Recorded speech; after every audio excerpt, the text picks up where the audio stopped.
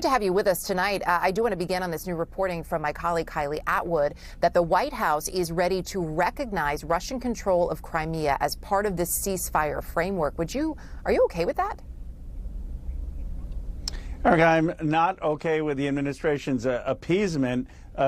What President Trump is realizing, it's far harder to govern than it is to campaign. I mean, having his envoy say that Putin's not a bad guy when Putin has invaded a sovereign country and bombed civilians is just flabbergasting. And the reality is that there is no moral clarity from this administration. Of course, everyone wants peace, and of course, everyone wants an end to the war, but we want a just end to the war, and that can't mean ceding 1/5 of Ukraine to Russia, which is what Russia wants. They don't just want Crimea. They want territory of eastern Ukraine, and this administration has not indicated that they value the territorial sovereignty of Ukraine.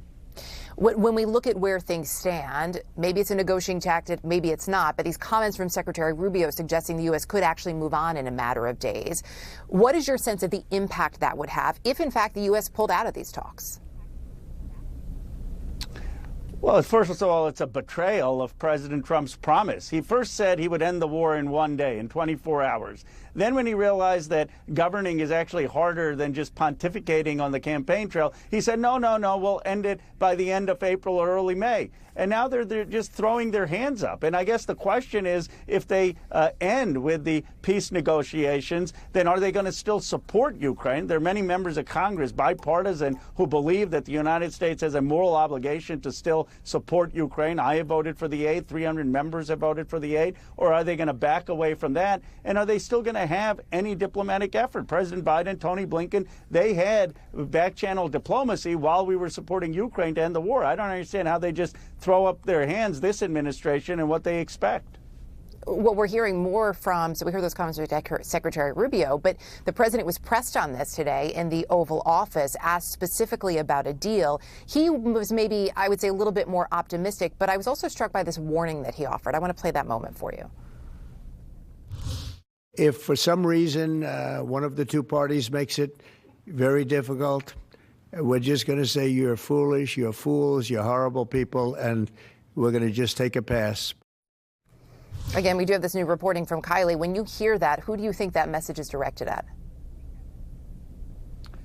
Okay, my sense is it's directed, unfortunately, at President Zelensky. I mean, here is the problem. President Trump is speaking of this as there's moral equivalency, as if both parties are at fault. You have here a war where Russia invaded Ukraine. Ukraine was a sovereign country. Putin goes in and invades them. And now Putin's saying, I don't want to give back the territory that I have conquered. This is not a situation where both parties are to blame. This is a party where Putin is the aggressor. And any American president should have the moral clarity to say that.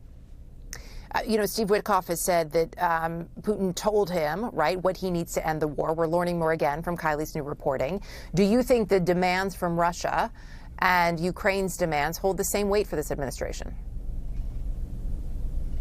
Unfortunately, I do. I think they just want an end to the war at any cost. If Ukraine has to cede a fifth of their territory, fine. If Ukraine doesn't get any security guarantee, fine. But America has been the leader of the free world for a reason. It's because other countries trust that we will uphold the rule of law, that we will not allow for dictators to just march in and invade other countries. And if we appease Putin, then what message are we sending to Xi Jinping in terms of possibly invading Taiwan or taking more territory in the Pacific?